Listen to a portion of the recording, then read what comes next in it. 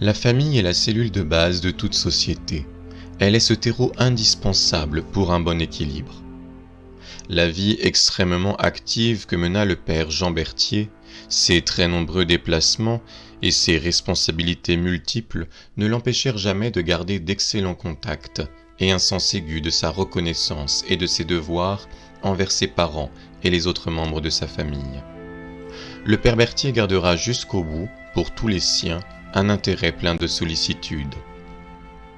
À chaque fois qu'il fondera une école, un centre de formation, et quand il créera plus tard sa congrégation religieuse, il aura d'abord le souci et la ferme volonté d'y faire naître et grandir un authentique esprit de famille.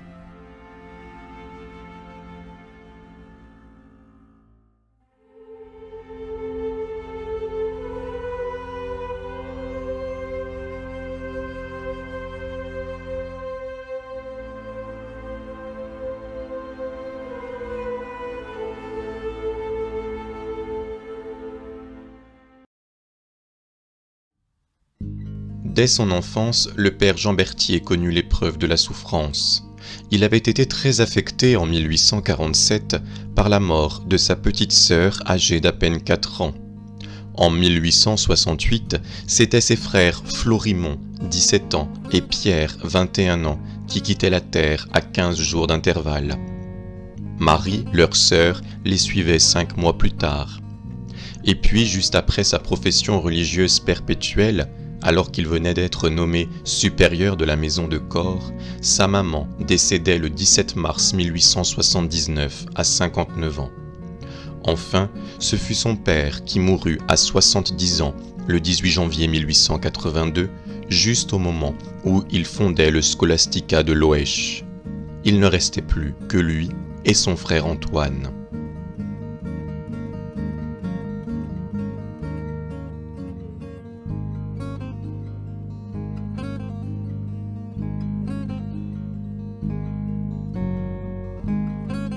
Le père Berthier avait reçu dans son enfance l'exemple de piété et de foi de sa maman.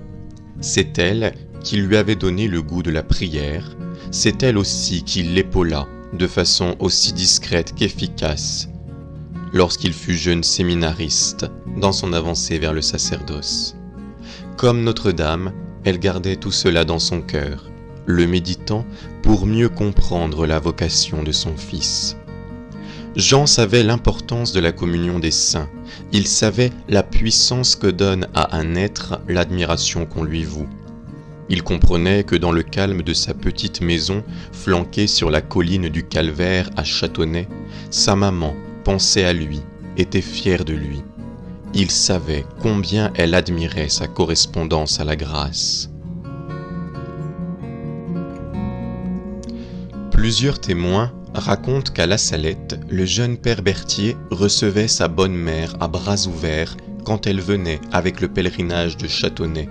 Il l'embrassait et, à l'édification de tous, la conduisait en promenade autour du mont Plano pendant ses rares heures de relâche. Il fut pour elle un soutien précieux quand elle dut traverser l'épreuve des deuils successifs de ses enfants. Comme elle fut pour lui l'occasion privilégiée de comprendre encore davantage les souffrances de la Vierge en pleurs.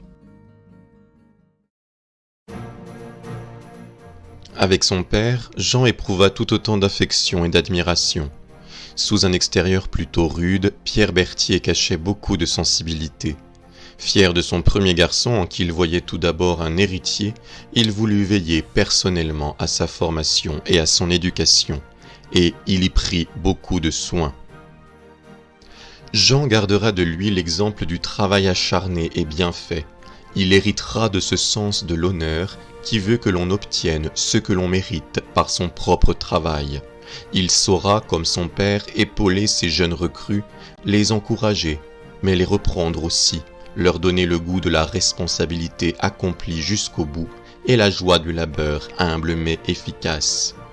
Il n'oubliera jamais que c'est grâce à son père qu'il saura utiliser la charrue pour défoncer le sol valaisan, qu'il saura manier le marteau et la varlope pour construire bureaux et placards à corps comme en Hollande, qu'il pourra être ce bout en train capable de créer tant d'enthousiasme chez les jeunes gens qui lui seront confiés.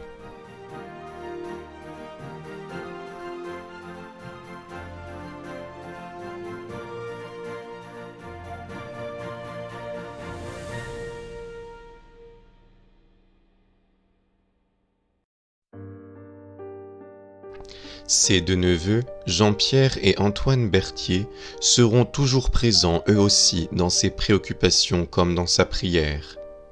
Il sait, pour en avoir été témoin tant de fois, et parfois de très près, que l'exemple est essentiel pour un enfant. Il sait aussi qu'un enfant est généreux, capable des plus belles résolutions, mais qu'il peut tout aussi vite oublier et se laisser emporter par de mauvaises fréquentations. Dans son testament, écrit le 16 août 1899, le père Berthier lèguera tout son patrimoine, c'est-à-dire tout ce qui vient de ses parents, à ses deux neveux Jean-Pierre et Antoine, fils d'Antoine Berthier, son frère, à parts égales, les aimant également. Il écrivait « Je désire qu'ils relisent ce testament de temps en temps, afin de se rappeler mes dernières recommandations et de les rappeler à leurs enfants, si le bon Dieu leur en donne. » Cet authentique esprit de famille fut l'une des valeurs que le père Berthier eut le plus en estime. Et c'est bien ainsi qu'il concevra l'Institut de la Sainte Famille qu'il fondera en 1895, d'abord comme une famille où chacun se respecte et s'entraide.